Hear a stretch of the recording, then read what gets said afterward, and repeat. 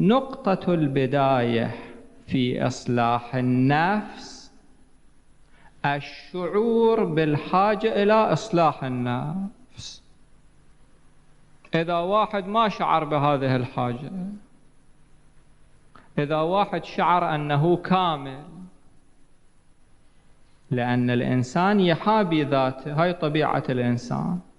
الإنسان أقل شيء يشوف من الآخرين ينتقده، ولكن طبيعة الإنسان أنه يحابي ذاته،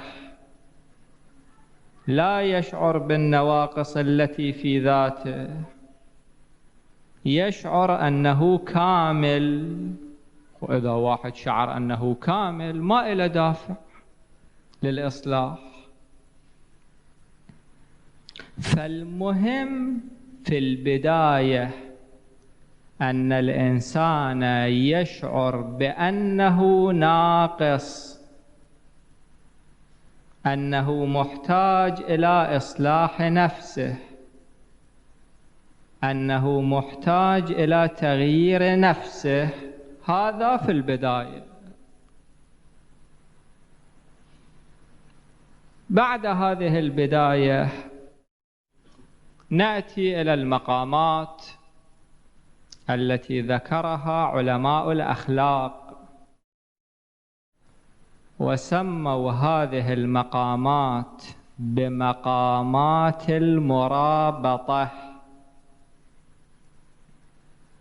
يا أيها الذين آمنوا اصبروا وصابروا ورابطوا. المرابطة شنو معناها؟ المرابطة بمعناها الحقيقي، بمعناها الفقهي، يعني جماعة يكونون عند ثغور الأعداء على حدود البلاد، يراقبون العدو بشكل دائم حتى العدو لا يهجم عليهم من حيث لا يحتسبون، حتى لا يقول ذلك الرجل عندما أراد أن يبرر هزيمته قال انتظرناهم من الشرق فجاءوا من الغرب، أو انتظرناهم من الغرب فجاءوا من الشرق. المرابطة معناها بمعناها الفقهي أن الإنسان، أن الدولة، أن الأمة يكون على حدودها جماعة يقال لهم المرابطون، دائما يواظبون تحركات الأعداء حتى لا يؤخذوا على غفلة. هاي المرابطة بمعناها الفقهي. أكو هنالك مرابطة بالمعنى الأخلاقي، هذا النوع الثاني ذكره علماء الأخلاق. علماء الأخلاق يمثلون العقل بالتاجر والنفس بالشريك. تاجر عنده أموال، يريد أن يتاجر بهذه الأموال، يريد أن يسلم هذه الأموال إلى شريك. كيف يتعامل هذا التاجر مع هذا الشريك؟ ماذا يفعل قبل العمل وحين العمل وبعد العمل؟ يقولون الإنسان تجاه نفسه يجب أن تكون له حالة الشريك مع شريكه، حالة التاجر مع العامل اللي يشتغل عنده، نفس هذه الحالة. ويسمون هذه الحالة بمقامات المرابطة.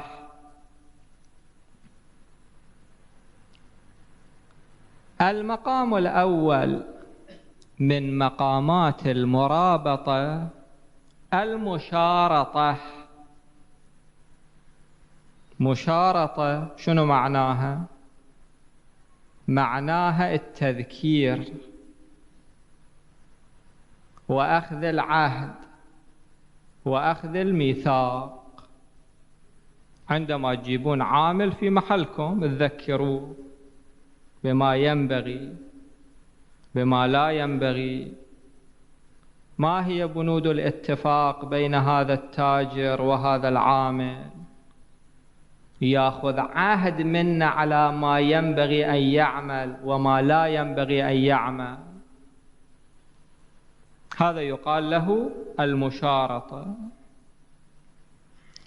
الإنسان أول خطوة بعد الإحساس بالحاجة والشعور بالحاجة، أول خطوة في إصلاح النفس المشارطة. المشارطة يعني واحد أول الصبح عندما يقوم من المنام، والآن هذا أول الصبح،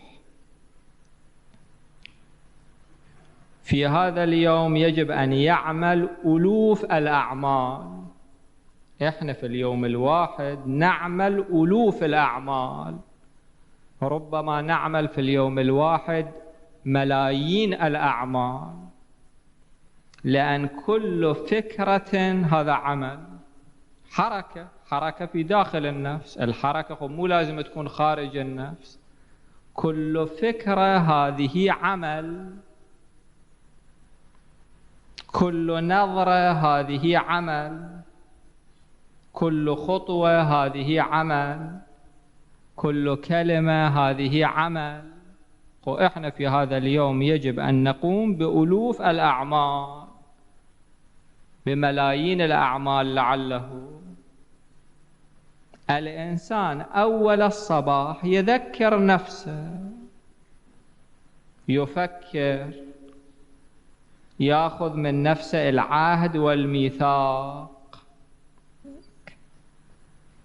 هاي المشارطة يعني التذكير والتفكير وأخذ العهد والميثاق هي الخطوة الأولى.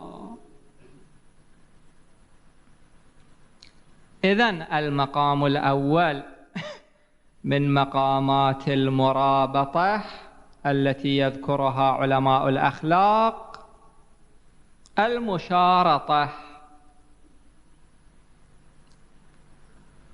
المقام الثاني من مقامات المرابطة المراقبة. المشارطة قبل العمل، المراقبة حين العمل. واحد الآن يريد يتكلم بكلمة، يفكر هاي الكلمة مرضية لله لو مو مرضية. عندما قاعد في الديوانية يريد يتكلم كلمة، يفكر قبل الكلمة. لسان العاقل وراء قلبه. يعني شنو؟ يعني أول يفكر ثم يتكلم. الإنسان قبل كل خطوة يفكر أن هذه الخطوة مرضية لله لو مو مرضية لله. هذه الكلمة، هذه الخطوة، هذا الموقف، هذا العمل، الله يحبه أو لا يحبه؟ هل تؤدي هذه الخطوة إلى الجنة أو تؤدي إلى النار؟